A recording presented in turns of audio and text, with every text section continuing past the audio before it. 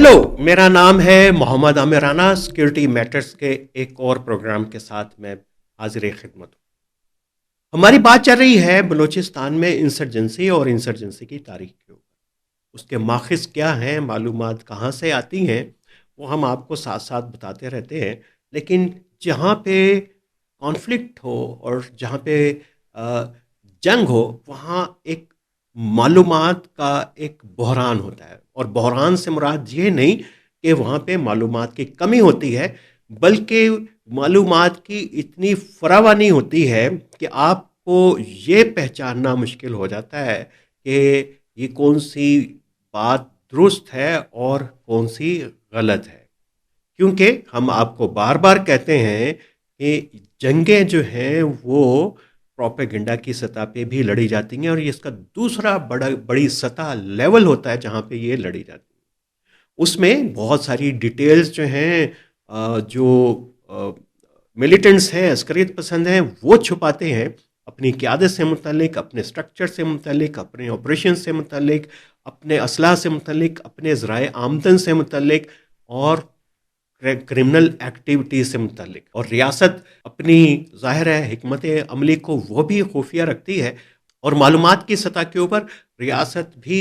जो है वो एक तो मालूमात की तलाश में भी होती है, और कुछ ऐसी मालूमात फेंकी जाती हैं जैसे केचवे को मालूमात के दरिया में फेंका जाए तो केचवा पकड़ के कोई अच्छी इंफॉर्मेशन ले। तो ये तमाम चीज़ें जो हैं, अब दोनों हरीफ जो हैं वो अच्छे तरीके से समझते हैं, लेकिन हमारा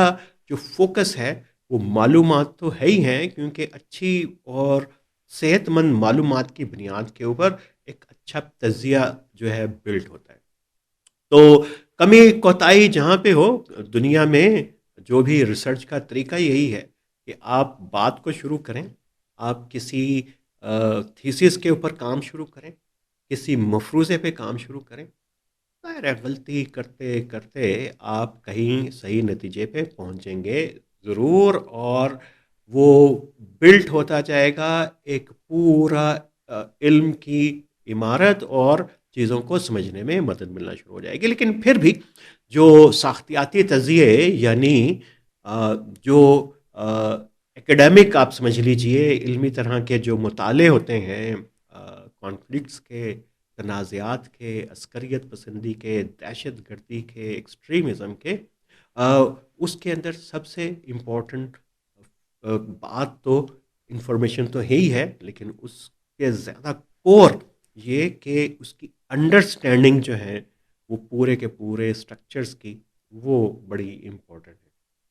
फोकस उसी के ऊपर हमारा रहेगा, और चीज़ें जहाँ पे हमारी कोताहियाँ होती हैं हम उनको मानते हैं, दुरुस्त करते हैं, और ये हमारा प्रोसेस आइंदा भी चलता रहेगा। और जाहिर है कि ये हमारे देखने वाले जो हैं, और हमें पसंद करने वाले या हमें नापसंद करने वाले,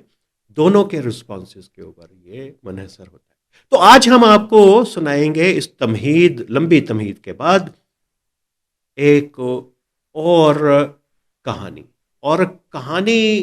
क्या है? ये पूरी एक तारीख का तसलसल है जिसका हमने ज़िक्र बलूचिस्तान की सीरीज़ के ऊपर पहली किस्त में किया था। और वो था कि मुख्तलिफ जो प्लान्स, थ्योरीज़ जो बनती हैं बलूचिस्तान के इर्द गिर्द, इस खत्े के इर्द गिर्द, अफ़गानिस्तान के इर्द गिर्द, उनका पस मंज़र क्या होता है, उसमें कितनी हकीकत होती है। तो कहानी तो बीएलए की है, लेकिन इसको हम शुरू करेंगे प्रहरी मूवमेंट से शुरू करेंगे, और फिर हम इसको एक लंदन प्लान से लेके आएंगे, जिसकी डॉक्यूमेंट्स उस वक्त भुट्टो की हुकूमत ने कहा था कि इराक़ के सफारत खाने से निकले हैं। और उसमें के बाद जो है वो जो नैब की हुकूमत ख़त्म कर दी गई थी, कौम परस्तों की हुकूमत ख़त्म कर दी गई थी, उनको हैदराबाद जेल में डाल दिया गया था, और बलूचिस्तान में एक लंबा मिलिट्री ऑपरेशन शुरू हुआ था। उसको लंदन प्लान कहते हैं, और उसके कहते थे जी कि हम बलूचिस्तान की फिक्सेशन को जो नहीं मानेंगे, और ये कि आज़ाद बलूचिस्तान के लिए, और इस तरह के मुकदमात हुए जिसको डिनाई किया गया, और कंटेस्टेड फैक्ट्स हैं ये सारे के सारे। लेकिन एक प्लान बहरहाल उस वक्त बुनियाद बना के एक पूरा ऑपरेशन شروع کیا گیا۔ تو کیا بی ایل ایف کی بنیاد انہیں دنوں میں پڑ چکی تھی؟ آپ تو جانتے ہیں کہ آپ اس کو کہا جاتا ہے کہ اللہ نظر نے اس کی بنیاد رکھی، اور کب رکھی یہ تو ابھی کا ریسنٹ کا واقعہ ہے، تو ہم اتنی لمبی ڈیٹیلز میں اتنے ماضی میں جا کیوں رہے ہیں؟ اور بعض دفعہ سورس جو انسپریشن کے ہیں وہ بڑے امپورٹنٹ ہوتے ہیں۔ جیسے آپ کو ایک مثال دیں کہ لشکر جھنگوی بن تو گئی تھی وہ 80s کے اندر ہی، لیکن اس کی قیادت مرتی تھی، ختم ہوتی تھی، اور کچھ عرصے کے بعد کوئی اور اسی نام سے کاروائیاں شروع کرتا تھا، اور پاکستان میں خاص طور کے پر پنجاب میں، بلوچستان کے کوئٹہ مستونگ کے ریجن میں، کراچی میں، ڈی آئی خان میں یہ گروپ بے انتہا فرقہ وارانہ دہشت گردی کی وارداتوں میں ملوث رہا، اور اس کا جو پورا تسلسل ہے وہ قیادت کا تسلسل نہیں ہے، اور وہ کوئی اسٹرکچر کا تسلسل نہیں ہے، وہ کوئی ایک آدمی سے دوسرے آدمی تک دستار پگڑی منتقل ہونے کا سفر نہیں ہے، بلکہ وہ ان کا ایک نظریاتی سفر تھا جو چلتا رہا، ابھی بھی کہیں نہ کہیں پہ ایگزسٹ کرتا ہے۔ اور یہ نظریاتی اور عسکری تحریکوں کے اندر یہ انسپریشن بڑی امپورٹنٹ ہوتی ہے، اہم ہوتی ہے۔ اور جب اگر کوئی ایسی موومنٹ جس میں ٹرائبل کریکٹر زیادہ ہو، اور جس میں ایک سوشل کلچرل پہلو زیادہ ڈومیننٹ ہو جائے، کوئی ایک گروہ جو ہے وہ کلیم کرنے لگ جائے کہ یہ ہماری تحریک جو ہے وہ جو قومی تحریک تو ہے لیکن اس کو لیڈ مری کریں گے یا بکٹی کریں گے، وہ ایک ٹرائبل مزاج کے ساتھ جو بنتی ہیں، وہ تحریکیں جو ہیں وہ بہت زیادہ چل بھی جائیں تو ان کے ساتھ ریاستیں معاملہ کر سکتی ہیں، کبھی بھی ان کے ساتھ نیگوشیٹ کر سکتی ہیں، اور لیکن جب یہ تحریکیں نظریاتی ہو جائیں اور تو پھر ان کا تسلسل اور ان کے ساتھ جو مذاکرات اور ان کے ساتھ جو ہے آپریشنز، اس کو ختم کرنے کے لیے کاؤنٹر انسرجنسی کے ڈفرینٹ ٹیمپلیٹ ماڈلز اور فریم ورک اپلائی کرنے پڑتے ہیں۔ ایک وہ جو ہم نے ایران کی مدد سے بلوچستان میں 70s کے بغاوت کو کچلنے کے لیے کیا۔ ابھی ہمارے حالات اب ایران کے ساتھ کافی بہتر ہوئے ہیں، ابھی تو ایران اور امریکہ کی جنگ جاری ہے، جب تک یہ جنگ جاری ہے اس کے بعد دیکھیں گے کہ پاکستان ایران کیا ویسی کولیبریشن ایوالو کر سکتے ہیں جیسے 70s میں کی تھی، اور ایک بڑا آپریشن لانچ کر سکتے ہیں یا نہیں کر سکتے۔ اور ظاہر ہے جب بی ایل ایف کا ذکر آئے گا تو پھر ایران کا ذکر تو آئے گا، لیکن آج ہم پھر کرتے ہیں شروع بی ایل اے کی کہانی، اور پھر اس کے ہم ماخذ کی بات کریں گے۔ وہ ظاہر ہے کہ آغاز تو ہم سلک ہیریسن کی جو ہے کتاب افغانستان شیڈو سے ہی کریں گے، اور وہ بڑا ایک ہمارا بنیادی ماخذ ہے۔ آج ہم آپ کو وہ جو ذرائع ہیں ہمارے جو گراؤنڈ کے اوپر، ان کا نام نہیں بتائیں گے، ان میں کچھ اللہ نظر کے دوست بھی ہیں، ان کے ایک دوست ہوتے تھے جب بی ایس او کے زمانے کے، جب انہوں نے بی ایس او آزاد بنائی اس وقت کے بھی، اور یہ کہ جس وقت وہ کراچی سے گرفتار ہوئے اور پھر جب ان کو ہاسپٹل میں علاج کے لیے لایا گیا تو جو لوگ ان سے ملنے کے لیے جاتے تھے ان کے اکاؤنٹس بھی اس کے اندر شامل ہیں۔ ظاہر ہے کہ وہ ان کو ڈسکلوز تو نہیں کیا جا سکتا، لیکن بہرحال اس کا ایک بڑا سورس سمجھا جاتا ہے آج کل، اور بہت سارے بلوچ بھی کنٹریبیوٹ کرتے ہیں کچھ یو ایس کی ویب سائٹس کے اوپر، جیمز ٹاؤن کے اوپر، تو وہاں سے بھی ہم نے مدد لی ہے، چونکہ ہم چاہ رہے ہیں کہ یہ جو ہمیں اطلاعات گراؤنڈ سے ملتی ہیں، اور یہ جو ریسرچ ہوتی ہے جو طالب علم کرتے ہیں، کوئی پی ایچ ڈی اسکالر کرتا ہے، پھر کا اسکالر کرتا ہے، اس میں اور یہ جو ابھی نیریٹو بن رہے ہیں ان کے اندر کہاں کہاں پہ کیسے کیسے مماثلت ہے، کہاں کہاں ان کا اختلاف ہے۔ اور ظاہر ہے کہ ریسرچر کی تو کوشش ہوتی ہے کہ اس کو ایسی خبر ملے جس کو وہ کوٹ کر سکے، اس کا کوئی ریفرنس پیش کر سکے، اور یہ ذمہ داری جو ہے جو آپ کو لوگ سینہ بہ سینہ جو چیزیں ہیں وہ خبر دے رہے ہوتے ہیں، وہ میٹر کرتا ہے کہ وہ کس نوعیت کی ہے، مستند ہے یا نہیں ہے. تو آئیے ہم کرتے ہیں شروع کہانی بی ایل ایف کی اور ڈاکٹر اللہ نذر کی، کیونکہ یہ جو تاریخ ہے بی ایل ایف کی، یہ بی ایل اے جو بلوچ لبریشن آرمی کالعدم ہے اس سے زیادہ اہم ہے، اور ہم اس بات کے اوپر اصرار کریں گے کہ قائم ہیں کہ اللہ نظر ہیں جو اس پوری نئی انسرجنسی کے آرکیٹیکٹ ہیں.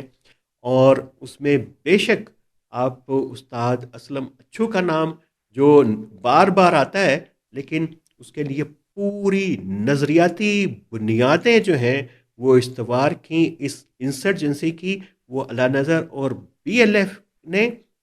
اور اس کے ساتھ ہی وہ جو ہم نے ایک قبائلی انسرجنسی کی بات کی تھی، اس کو بدلنے میں بھی اللہ نظر کا اور بی ایل ایف کا بنیادی اور کلیدی رول ہے. وہ کیوں اور کیسے، آئیے نظر ڈالتے ہیں کچھ حقائق کے اوپر. یہ آپ کو کیسا لگے گا اگر میں کہوں کہ جو بی ایل ایف کی بنیاد شیر محمد مری نے 1964 میں دمشق میں رکھی، اور یہ ان کی 60s کی پراری موومنٹ کا ایک پورا تسلسل تھا، اور انہوں نے اس کی ایک نئی نظریاتی جو ہے بنیاد رکھی اور ٹرانسفارمیشن کی. اور پوری کی پوری جو بلوچ انسرجنسی جو سرداری نظام سردار عبدالکریم سے چلی آ رہی تھی، اور خود شیر محمد مری بھی، اور جو ان کا ابتدائی کردار ہے وہ بھی بنیادی طور کے اوپر قبائلی انسرجنسی کی نوعیت ہی تھی. لیکن پھر انہوں نے کابل کے دورے شروع کیے، بیروت جانا شروع کیا، ماسکو جانا شروع کیا، اور ایک نئے ولولے کے ساتھ ایک نئی حکمت عملی کو سیکھ کے آئے. اور اس حکمت عملی کے مرکز جو ہیں وہ دمشق کے علاوہ، کابل کے علاوہ اور ماسکو کے علاوہ بیروت بھی تھا. اور بیروت میں ایک پوری مزاحمت کی تحریکوں کا گڑھ تھا، کیپٹل تھا، جہاں پہ پی ایل او کے اپنے آفیسز تھے، کیمپس تھے، اور پوری دنیا کی جو گریلا موومنٹ وہ وہاں آ کے ان کے رہنما ملتے تھے اور سیکھتے تھے. لٹریچر ہوتا تھا، اسٹڈی گروپس ہوتے تھے، اسلحے کے وپاری ہوتے تھے، ان تنظیموں کے خریدار ہوتے تھے، ان کو فنڈ کرنے والے ہوتے تھے ایک پوری انسرجنسی کا. اور پھر ایسا دھماکہ بیروت میں ہوا وہاں پہ فرقہ وارانہ اور کرمنل وائلنس کا، اور کہ وہ اس کی گونج اور اس کا نقصان ابھی تک جاری.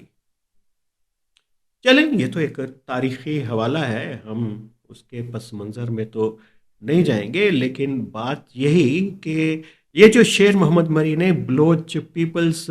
لبریشن فرنٹ کی بنیاد رکھی تھی، یہی بنیادی طور کے اوپر ڈاکٹر اللہ نذر کی انسپریشن ہے. کچھ ان کے انٹرویوز جو کچھ بلوچ ایگزائلڈ میڈیا کے اوپر ملتے ہیں، وہ ظاہر ہے کہ ان کو ہیرو کے طور پہ تو سمجھتے ہیں اور ان سے انسپائر بھی سے ہیں. لیکن بلوچ پیپلز لبریشن فرنٹ کی جو پوری کی پوری حکمت عملی ہے جو شیر محمد مری نے کابل سے، دمشق، بیروت سے سیکھی، اس کو انہیرٹ کیا ہے سب سے پہلے بی ایل ایف نے، اور استاد اسلم اچھو نے اس کے بعد جو ہے اس کی انسپریشن لی ہے. اور یہ ایک ماڈل کیا تھا، یہ تو سلیگ ہیریسن کی کتاب ہمارے سامنے تبتی کا پڑی ہوئی ہے، اور نصیر تشتی نے اس کو مزید زیادہ ایکسپلین کیا ہے. تو وہ منظم کیا انہوں نے نظریاتی بنیادوں کے پر شیر محمد مری نے، اس کو لیفٹ لیننگ جو ہے اس کے پورے کنٹروورز اور گریلا کی وہ ساری ٹریننگ جن کا ذکر ہم 2-3 پہلے پروگراموں میں کر چکے ہیں سیکیورٹی میٹرز کے، وہ ساری کی ساری وہیں سے انسپائرڈ تھیں. اور اسی کو لے کے جب یہ بی ایس او کے اندر اختلافات شروع ہوئے، اور جب بی ایس او آزاد کی بنیاد رکھی اللہ نذر نے، تو یہ جو اللہ نذر کا پورا جو ٹرانسفارمیشن ہے اور انسپریشن ہے شیر محمد مری سے، وہ ان کی جب بی ایس او میں تھے اسی دور میں شروع ہو گئی تھی، بلوچ اسٹوڈنٹس آرگنائزیشن کے دور کے اندر. اور ان کے جھگڑے شروع ہو گئے تھے اپنے دوستوں سے، اپنی کولیگس کے، کہ ابھی ہمیں ایک گریلا وارفیئر کی طرف جانا چاہیے، اور یہی جو ہے وہ بہتر حکمت عملی ہے بی ایس او کے لیے اور کومپرس جماعتوں کے لیے۔ اور اس کے اوپر اختلاف ہوئے، اور پھر جو ہے اللہ نظر نے جو ہے وہ بی ایس او آزاد کا الگ دھڑا بنایا، جس کے بارے میں ہم نے بتایا تھا کہ وہ بینڈ آرگنائزیشنز کے اندر اس وقت شامل ہے، اور سب سے بڑا سورس ہے بی ایل ایف کے جو ریکروٹمنٹ کا اور لوگوں کو انسپائر کرنے کا۔ وہ ایجوکیٹڈ یوتھ، خواہ وہ مکران سے ہو یا بلوچستان کے کچھ اور علاقوں سے، وہ اسی تنظیم کے ذریعے جو ہیں بی ایس او آزاد کے ذریعے جو ہے اس کے فولڈ کے اندر آتی ہیں۔ ایک نظر ہم ڈال لیتے ہیں کہ اللہ نظر کی ابتدائی زندگی کیسی تھی، کہاں سے تھی، اور وہ تو آپ کے علم کے اندر ہی ہوگا کہ وہ تو ایک فزیشین ڈاکٹر بھی تھے، اور ایک بڑا اہم یہ ہے کہ وہ 2002 میں جس وقت انہوں نے یہ فیصلہ کیا کہ اب انسرجنسی کی طرف جانا ہے، اور اب جو ان کے دو ذہن کے اندر ایک کشمکش تھی کہ ابھی ایک کشتی کے مسافر ہیں یا دو کے بنے، مزاحمت شروع کریں یا سیاست کی طرف جائیں، تو وہ ایک مرتبہ حافظ حسین احمد جو جے یو آئی کے مرحوم رہنما ہیں، ان کے ساتھ اسلام آباد آئے تھے، اور ان کی کوشش تھی کہ ان کو کوئی جاب جو ہے، کوئی نوکری جو ہے وہ فزیشین کے بلوچستان میں ملے۔ تو حافظ صاحب کے صاحبزدگان جو ہیں وہ اس کی تصدیق کر سکتے ہیں، اور اس واقعے کی کہ لیکن ان کی کوئی سنوائی نہیں ہوئی، بلکہ مزید جو ہے وہ اللہ نظر کے اندر غصہ جو ہے وہ بڑھتا چلا گیا۔ پھر 2002 میں انہوں نے فیصلہ کر لیا کہ اب تو ایک ہی رستہ بچا ہے، اور وہ رستہ ہے انسرجنسی کا، اور اسی رستے پہ چلیں گے، اور کیونکہ یہ ریاست اس میں میرے جو ہے حقوق جو ہے غصب ہے۔ اور یہ آپ کے علم کے اندر ہے کہ ان کا تعلق جو ہے وہ اوران کی ڈسٹرکٹ سے تھا، ماشکے کے میں جہاں پہ وہ پیدا تو 1968 کے اندر ہوئے، لیکن جو ان کی جو سب سے زیادہ ٹرانسفارمیشن ہوئی وہ ہوئی کہتے ہیں کہ عطا شاہ ڈگری کالج کیچ کے اندر ہوئی۔ اور جو کہتے ہیں کہ جب وہ کیچ کے اندر ڈسٹرکٹس میں وہ آ گئے اور یہاں پہ عطا شاہ کالج کے اندر ان کا داخلہ ہوا، تو یہ وہ فیز تھا جہاں پہ ان کی نظریاتی زندگی کا آغاز ہوتا ہے۔ یہاں پہ انسپریشن جو ان کو کچھ ملی، پھر بولان میڈیکل کالج میں ظاہر ہے کہ یہاں پہ آ کے انہوں نے ایک باقاعدہ جو ہے وہ اپنی سیاسی جدوجہد کا آغاز کیا، اور 2002 میں جب کچھ دہشت گردی کے واقعات میں ان کا نام آنے لگا اور انہوں نے بی ایل ایف کے قیام کا اعلان کیا مئی 2004 میں، تو ان کو کراچی سے گرفتار کیا گیا۔ یہ ساری معلومات آپ کے علم کے اندر ہیں، لیکن یہ بھی آپ کے علم کے اندر ہوگا کہ جس وقت وہ گرفتار تھے، اور مسنگ پرسنز کے طور پہ بھی ان کا نام لیا جاتا ہے کہ ابتدائی مسنگ پرسنز جو نیا فیز آیا تھا، ویسے تو اسد مینگل کے بارے میں، اختر جان مینگل کے بھائی کو پہلا مسنگ پرسن سمجھا جاتا ہے بلوچستان کا، لیکن اللہ نظر خود بھی اس کے اندر رہے، اور کچھ دوست ان کے جو ان دنوں جب یہ علاج کے غرض سے ہاسپٹل کے اندر تھے اور تشدد کہا جاتا ہے کہ کافی کیا گیا تھا، تو یہ اپنے دوستوں سے فخر سے اس جیل کے ہاسپٹل میں بتاتے تھے کہ انہوں نے کون کون سی جو وارداتیں ہیں دہشت گردی کی ان کا ارتکاب کیا، اور بلکہ اس کے اوپر جو ہے وہ باقاعدہ جو ہے فخر کے ساتھ بتاتے تھے۔ چلے یہاں تک تو ٹھیک ہے، لیکن جو ان کی رہائی ہوئی وہ ایک ڈیل کے ذریعے ہوئی تھی، اور انہوں نے کچھ معلومات جو ہیں دی تھی اپنے ساتھیوں کے، کچھ لیڈروں کی جو ہمارے سیکیورٹی کے ادارے ہیں، اور ایک ڈیل کے بعد وہ اس سے نکلے تھے کہ وہ اب ملیٹنسی چھوڑ دیں گے، ایک شریفانہ زندگی گزاریں گے، سیاسی رستہ اختیار کریں گے، اور لیکن انہوں نے اپنے وعدے کو جو ہے وہ کا پاس نہیں کیا۔ ظاہر ہے کہ ہم اس کو سمجھ سکتے ہیں کہ وہ ان کی ایک سیاسی حربہ ہی تھا کہ اس قید سے نکلا جائے اور ایک نئی تحریک کو جو ہے استوار کیا جائے اور اس کو آگے لے کے چلا جائے۔ تو بہرحال یہ ایک تاریخ کے حوالے ہیں جو ہم چاہ رہے تھے کہ ان کو دوبارہ سے رپیٹ کیا جائے، اور اس سے بھی پھر زیادہ اہم تو بات یہ ہے کہ یہ پوری کی پوری جو بی ایل ایف ہے اس کا کریکٹر رہا کیا ہے۔ ہم نے آپ کو بتایا کہ اس نے جو بلوچ انسرجنسیز تھی، کیونکہ اللہ نظر کا تعلق ایک مڈل کلاس سے ہے، تو یہ پوری جو انسرجنسی کو مکران میں لے کے آنے والے شیر محمد مری کی جو انسرجنسی تھی وہ وہیں پہ کولو اور مری کے علاقوں کے تک ہی محدود تھی، اور وہ ظاہر ہے کہ مونٹینیس ایریا تھا اور وہیں پہ رہی. لیکن یہ جو بزدار کو کراس کر کے یہ پنجگور میں اور یہ ہوشاب میں، تربت میں، بلیدہ میں، گوادر میں انسرجنسی پہنچی، یہ بنیادی طور کے اوپر بی ایل ایف کا کام ہے. اور ہمیں سمجھنے کے لیے خاص طور کے اوپر جو ہمارے ان چیزوں کو، تنازعات کو علمی انداز میں سمجھنے کی کوشش کرتے ہیں، وہ بڑا اہم سبق یہ ہے کہ اگر انسرجنسی لمبی ہو جائے تو وہ اپنی شکلیں بدلتی ہے. ایک ٹرائبل انسرجنسی تھی، وہ جا کے بارڈر کے قریب ایران کے، وہ ایک بارڈر انسرجنسی کا روپ میں ڈھلی. اور جو ہم بتا رہے ہیں کہ شیر محمد مری کی جو بی ایل ایف تھی، بلوچ پیپلز لبریشن فرنٹ، وہ کنیکٹڈ تھی ایران کے اندر بھی. اور یہ ایک بنیادی وجہ بنی تھی پاکستان اور نے جب آپریشن لانچ کیا بلوچستان میں، کہ شاہ آف ایران نے پوری مدد کی تھی، کیونکہ وہ بھی لیفٹ تھی، وہ گریٹر بلوچستان پہ یقین رکھتی تھی. یقین یہ بھی رکھتے ہیں، لیکن یہ اس ایران کے ساتھ ہیں جو شیر محمد مری کے خلاف تھا. شیر محمد مری کو جنرل شہروف بھی کہا جاتا ہے، بڑا معروف نام ہے، ظاہر ہے اللہ نظر کی انسپریشن ہے. لیکن ایک اور کریکٹر تھے جمعہ خان مری، عموماً جو ہے وہ کنفیوز کر دیا جاتا ہے کہ وہ بھی شاید انہی کے دور میں تھے. اور یہ جو دمشق کی بات ہوتی ہے کہ وہاں پہ بلوچ پیپلز لبریشن فرنٹ کی بنیاد رکھی گئی، تو وہ بھی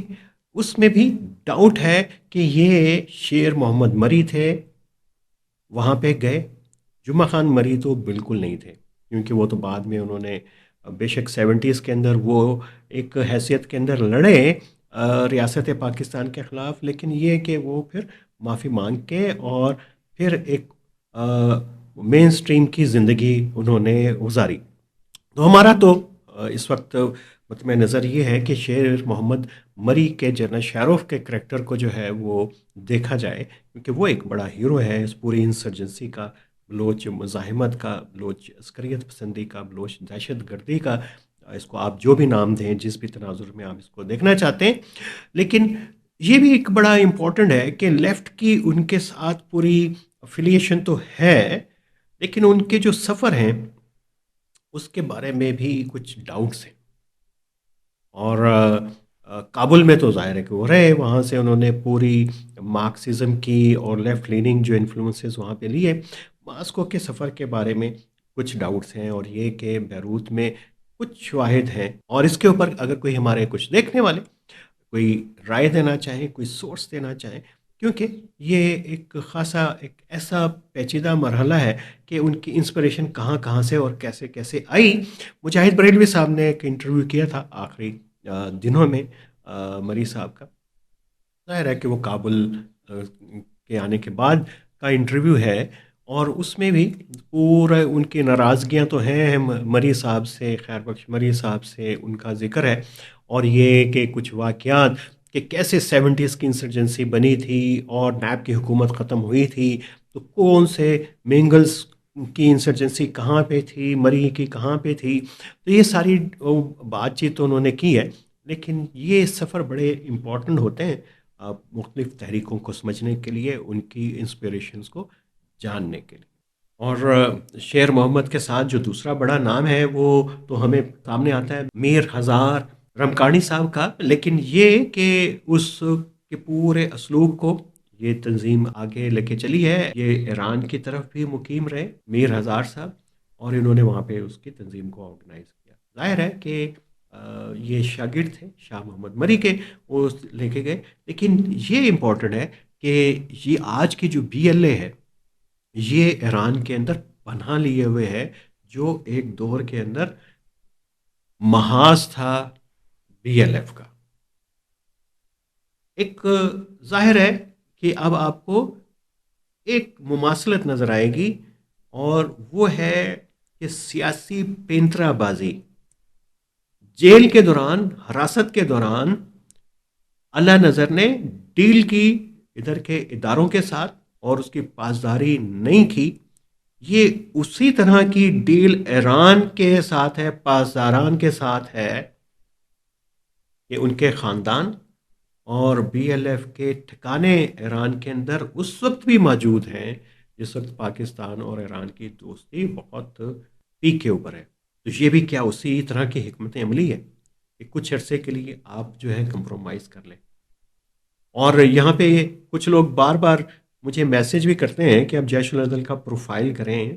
اور لیکن تو بنیادی طور پہ تو وہ جند اللہ تھی، اور جند اللہ سے پہلے ہی جو ہے بہت سارے جو سیستان کے، بلوچستان کے 5-6 اضلاع ہیں، خراسان ہے، اس کے بہت سارے کو سربازی بیلٹ کہا جاتا ہے دیوبندیوں مذہبی اس کانٹیکس کے اندر بھی.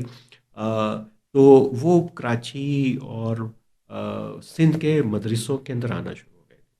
تو یہ پاکستان کی حکمت عملی تھی، اور یہ 80s میں شروع ہو گئی تھی اور جب انقلاب کے بعد یہ حکمت عملی شروع ہو گئی تھی کہ ادھر ہم نے اپنے انفلوئنس کو بنانا ہے. اور بڑا یہ لوگ آتے رہے ادھر سے،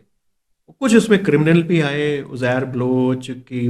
کچھ کزنز کا اور ان کے تعلقات داروں کا نام آتا ہے، لیکن یہ کہ ایک نظریاتی بیخ کنی جو ہے پاکستان نے ادھر کی، اور اس میں بیج ڈال دیے. اس میں سے کبھی جند اللہ نکل آتی ہے، کبھی جیش العدل نکل آتی ہے، کبھی کچھ اور نکل آتا ہے. تو بنیادی مقصد یہی تھا کہ اب چونکہ شاہ آف ایران نہیں ہے، اب یہاں پہ ایک شیعہ رجیم ہے، وہ ایک زیادہ اس کی ہمدردی ہو سکتی ہے انسرجنس کے ساتھ، کیونکہ ایران کا، تہران کا رویہ اسلام آباد کے لیے وہی تھا خمینی صاحب کے دور میں 82 83 تک، بلکہ 84 تک، جو ان کا رویہ امریکہ سے متعلق تھا. اور ان کی پھر یہی دن تھے 83-4 میں سوویت یونین کے ساتھ جو ہے پنگیں بڑھنا بھی شروع ہو گئی تھیں. تو پاکستان کے لیے ایک تصویراتی خطرہ ادھر بڑھنا شروع ہوا تھا. تو پاکستان نے اس طرح جو بیچ ڈالے، وہ ایک ایسی باڑ بنی ہے پاکستان کے لیے کہ اس نے اس کے اثرات کو، جو بلوچ انسرجنس موومنٹ کو ادھر جانے سے روکا ہے ان کے اندر، ایرانی بلوچوں کے اندر. اور وہاں کی جو ریلیجیس ٹینڈنسیز ہیں ان کے ساتھ یہاں پہ تو کنیکٹیوٹی ہے، اور یہ بھی کہ ان کے آپس میں انسلاک نہ ہونے کی بھی بنیادی وجہ وہ بنی ان کا نظریاتی اختلاف. اور بی ایل ایف کی حکمت عملی یہ ہے کہ بے شک وہ ہم گریٹر بلوچستان پہ تو کرتے ہیں، لیکن چونکہ دوست کا دشمن دوست ہوتا ہے، اس حکمت عملی کے اوپر وہ کاربند ہے، اور ایران کے اندر ہے. اور ایران اور پاکستان کے درمیان جو پہلی باضابطہ ملٹری جو جھڑپ ہوئی، وہ بھی ظاہر ہے کہ بی ایل ایف کی وجہ سے ہوئی. ایران کا حملہ ادھر ہوا، ہم نے ادھر کیا. تو یہ خاص تناظر تھا، اور یہ وہ ایک مائنڈ سیٹ ہے جس کو سمجھنا بڑا ضروری ہے. تو اس لیے ابھی تو کوئی دور دور تک کوئی امکان نہیں ہے کہ بی ایل ایف کے ساتھ کہیں پہ کوئی مذاکرات ہو سکتے ہیں، کیسے ہو سکتے ہیں. لیکن یہ کہ میدان جنگ میں جب ایک انسرجنسی چل رہی ہو، تو جو انسرجنسی کو کاؤنٹر کرنے والی فورسز ہیں ان کو بھی ضرورت پڑتی ہے بات چیت کرنے کی، اور انسرجنس کو بھی آپریشنز کے دوران.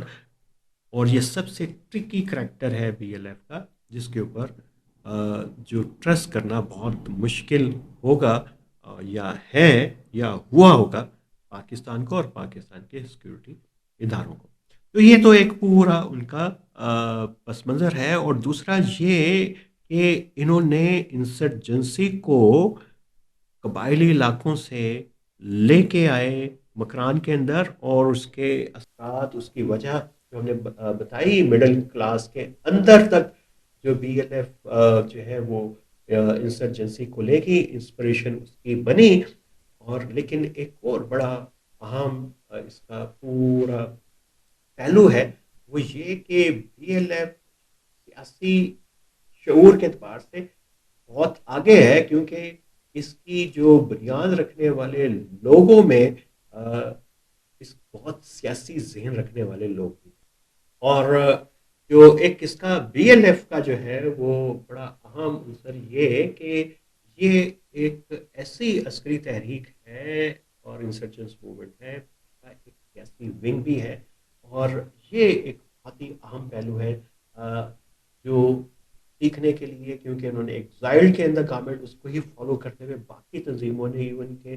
فرام داغ نے بھی کوشش کی اس ماڈل کو فالو کرنے کی، اور بیار نے بھی کوشش کی کہ ہمارا ایک سیاسی چہرہ ضرور ہونا چاہیے جو مغرب کو دکھانے کے لیے ہو، اور پاکستان کے اندر بے شک آپ کے دانت نکلے ہوئے ہوں، پھر وہاں پہ دکھانے کے لیے آپ کے پاس ایک سیاسی چہرہ ہو، اور یہ کہ اگر آپ کا سیاسی چہرہ ہوگا، سیاسی فیس ہوگا، تو آپ جو ہے مذاکرات بھی کر سکتے ہیں۔ یہ حکمت عملی سیکھی انہوں نے کردوں سے، جس کا ہم ذکر کر چکے ہیں آج سے 2-3 ہفتے پہلے، اس ویڈیو کو ضرور دیکھیے گا۔ تو اس کی جو بی ایل ایف کی بنیاد تو ظاہر ہے اللہ نظر نہ رکھی، ان کے ساتھ غلام محمد بلوچ بھی تھے، اور وہ اس کے جو بی این ایم کے اس وقت سربراہ ہیں، اور وہ ایک ان کا سوشل میڈیا کو بھی آپریٹ کرتا ہے، اور ریکروٹمنٹ کے اندر بھی فائنینشیل معاملات کو بھی دیکھنے کے لیے وہ کرتے ہیں، اور ظاہر ہے کہ یہ وہ گرے ایریا ہے جس کے اوپر پاکستان کے تحفظات ہیں کہ انڈیا کے ساتھ جو تعلق ہے بلوچ تنظیموں کا، وہ بنیادی طور کے اوپر ان کے سیاسی چہرے کے ذریعے، ان کی ڈایاسپورا کی تنظیموں کے ذریعے ہوتا ہے، یا ریجن میں ہم اس کو ایران اور افغانستان کو بھی اس کے اندر دیکھتے ہیں۔ تو بلوچستان نیشنل فرنٹ اس کا سیاسی چہرہ ہے، یہ ایک بڑا امپورٹنٹ اس کا پہلو ہے۔ تو اگر ہم اس کو سم اپ کریں تو بی ایل ایف کی 3 سے 4 آپ کو چیزیں بڑی امپورٹنٹ ہیں سمجھنے کے لیے، کہ بی ایل ایف نے بنیادی طور کے اوپر انسرجنسی کو کنیکٹ کیا 70 کی ایک پوری لیگسی کے ساتھ، اور 70s کی جو پوری عسکریت پسندی کی مومنٹ ہے وہ 60s کے ساتھ جڑی ہوئی ہے، شیر محمد مری سے لے کے میر حضرات سے لے کے، اور آتے آتے درمیان میں یہ ایک گیپ ہے، اور پھر اس کی احیا کے اندر عمومی طور پہ بی ایل اے کو سمجھا جاتا ہے، لیکن بی ایل اے کا کریکٹر ٹرائبل تھا 2002 کے اندر بھی، 2000 میں بھی، لیکن یہ جو پوری انسپریشن تھی نظریاتی شیر محمد مری کی، وہ وراثت جو منتقل ہوئی بی ایل ایف کے اندر۔ دوسرا یہ کہ ٹرائبل پوری موومنٹ کو، انسرجنسی کو انہوں نے مکران ریجن کے اندر لے کے گئے، بارڈر انسرجنسی میں اس کو کنورٹ کیا، جس کی وجہ سے ان کو ایران کی سپورٹ ملی، وہ ایران جو ایک دور کے اندر بی ایل ایف کا اور اس طرح کی تنظیموں کا مخالف تھا اور پاکستان کا اتحادی تھا۔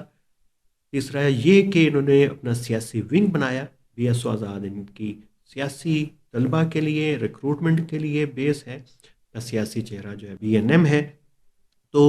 یہ اس کو مڈل کلاس کو بھی انسپائر کرنے میں اور وہاں سے کنیکٹ کرنے میں ڈایاسپورا سے، یہ ایک بہتر پہلی تنظیم تھی۔ اب یہ کہ بی ایل اے جو ہے اس نے پھر جو لیگسی جو ہے اللہ نظر نے کیری کی، اس کو آگے لے کے چلے اسلم اچھو اور اس کے بعد بشیر زیب، اور اب تو یہ حالت ہے کہ